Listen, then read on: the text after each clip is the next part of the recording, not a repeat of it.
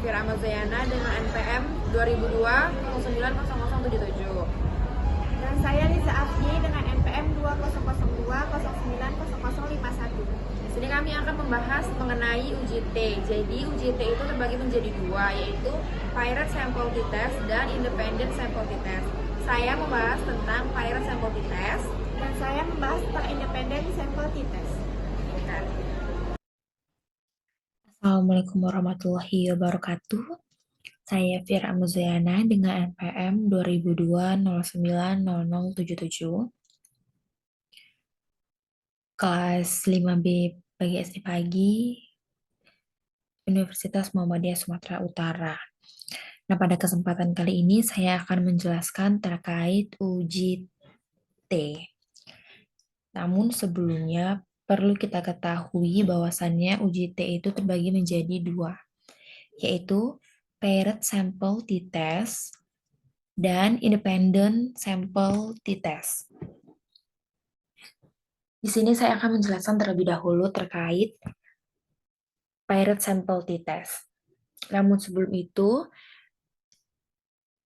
Paired Sample T-Test digunakan untuk mengetahui apakah terdapat perbedaan rata-rata dua sampel yang berpasangan. Nah, jadi dua sampel yang dimaksud dalam paired sample t-test ini adalah sampel yang sama namun mempunyai dua data. Artinya di sini sampel, maksudnya paired sample t-test menggunakan satu kelas namun memiliki dua data. Dua data itu berasal dari pretest sebagai data pertama dan posttest sebagai data terakhir.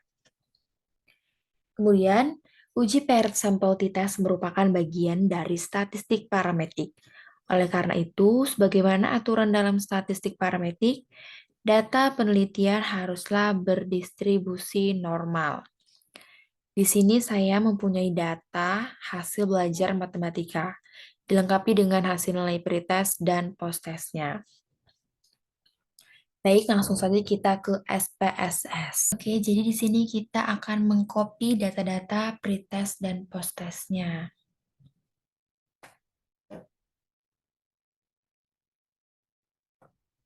Oke, kita copy.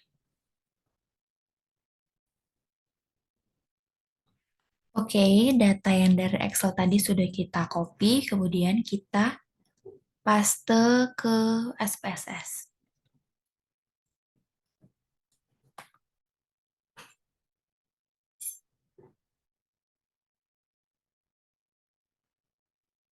Oke, datanya sudah keluar.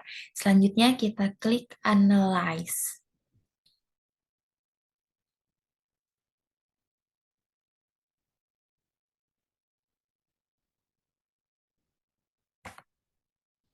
Kemudian kita klik di Comparements.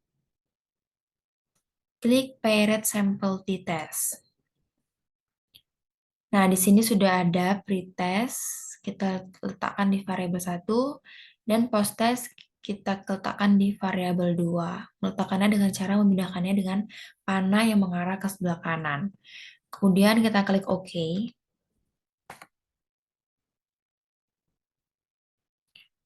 Nah, di sini sudah keluar hasil dari uji paired sample t-test.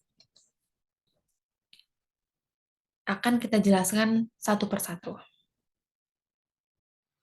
Nah, pada output pertama ini diperlihatkan hasil ringkasan statistik deskriptif dari kedua sampel atau data pretest dan posttest.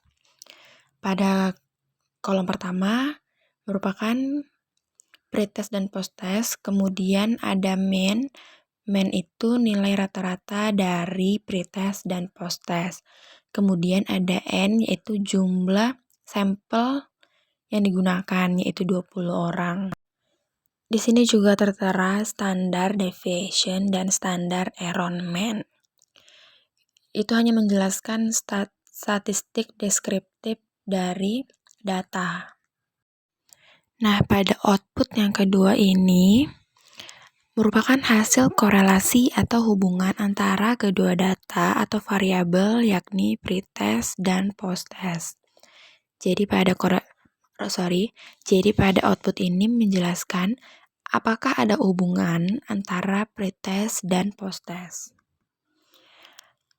Hubungan itu dilihat dari hasil korelasi. Nah, korelasi di sini adalah present product common. Nah, pada gambar dijelaskan bahwa nilai signifikansi adalah 0,603, di mana 0,603 lebih besar daripada 0,05. Sesuai dengan ketentuannya bahwa jika signifikansi lebih besar dari 0,05, maka hasilnya tidak berhubungan. Itu artinya pretest dan posttest tidak berhubungan. Sebelum kita memaknai hasil dari signifikansi two-tiled 0,000, kita harus tahu terlebih dahulu ketentuannya atau dasar pengambilan keputusannya. Nah, jadi jika signifikansi two-tilednya kurang dari 0,5, maka hasilnya adalah terdapat perbedaan. Namun sebaliknya, jika signifikansi two-tilednya lebih besar dari 0,05, maka tidak dapat perbedaan. Nah, bisa kita lihat bahwa nilai signifikansi two-tilednya lebih kecil dari 0,5. Diketahui bahwa nilai signifikansi two-tiled sebesar 0,000 lebih kecil dari 0,05, maka kita dapat simpulkan bahwa terdapat perbedaan antara hasil belajar matematika pada data pretest dan posttest. Dapat kita simpulkan pula bahwa pembelajaran secara berkelompok atau diskusi mampu meningkatkan hasil belajar matematika. Baiklah, di sini saya akan menjelaskan tentang uji T independen, di mana uji independen sampel T test digunakan untuk mengetahui apakah terdapat perbedaan rata-rata dua sampel yang tidak berpasangan. Nah, baiklah, kita masuk ke analisis data. Dan di sini ada dua sampel, yaitu kelas A dan kelas B, yang tidak berpasangan. Langkah-langkahnya yang pertama, kita berikan kode untuk hasil belajar masing-masing kelas, yaitu kelas A dibuat angka 1 dan kelas B dibuat angka 2. Selanjutnya kita buka SPSS. Klik di variabel view, kemudian ubah name, nomor 1 diubah menjadi hasil, dan nomor 2 diubah menjadi kelas. Kemudian pada label, kolom pertama dibuat hasil belajar matematika, dan kolom kedua dibuat kelas. Nah, selanjutnya pada bagian values, di kolom kedua, value-nya kita buat 1, kemudian labelnya kita buat kelas A, kemudian klik add, lalu buat lagi value-nya 2, labelnya kelas B.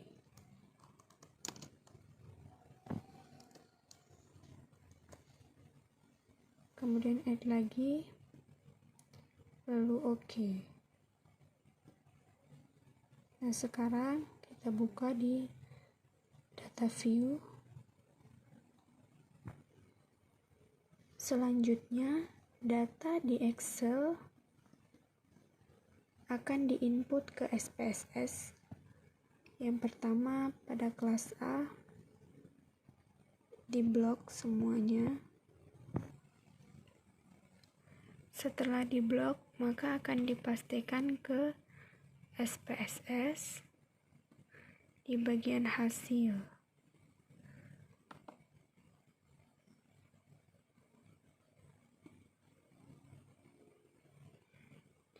Kemudian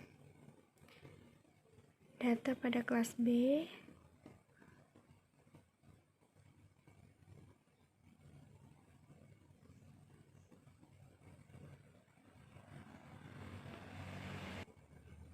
Diblok semua, kemudian dipindahkan ke SPSS.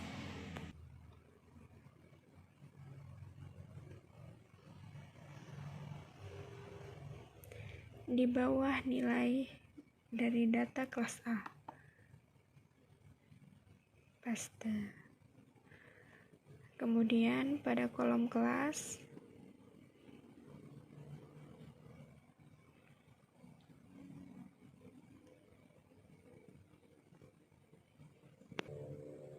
di blok kode pada kelas A, kemudian pindahkan ke SPSS pada pengelompokan kelas.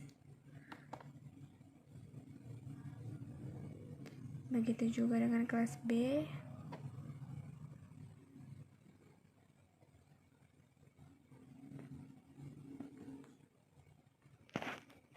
Diblok semua, kemudian pindahkan ke SPSS.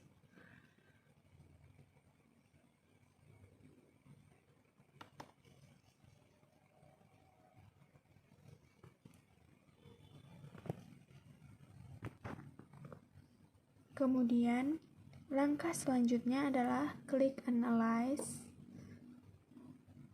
kemudian compare, lalu klik independent sample t-test.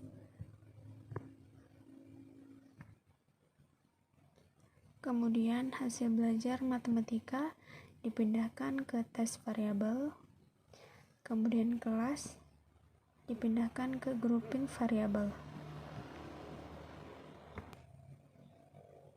Dan selanjutnya diklik define group.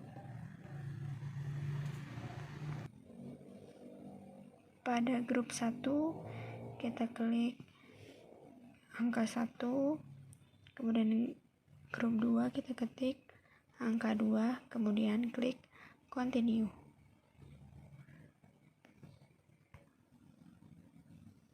Lalu klik OK.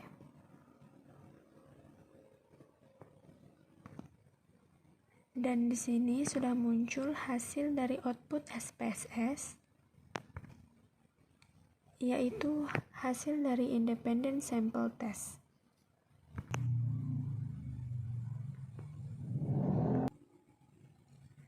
Di sini terdapat dua output, yang pertama yaitu grup statistik dan yang kedua independent sample t-test.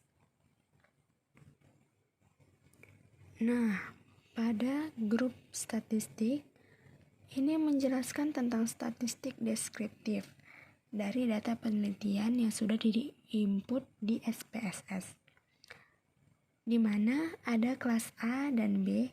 Untuk jumlah sampelnya ada 22. Jumlah sampelnya ada 20. Kemudian mean adalah nilai rata-rata, dan pada kelas A rata-ratanya yaitu 68,1500 dan pada kelas B 85,5000. Dan di sini juga dijelaskan standar deviasinya dan standar error mean-nya. Sekian pembahasan dari kami mengenai uji T. Lebih dan kurang kami mohon maaf. Assalamualaikum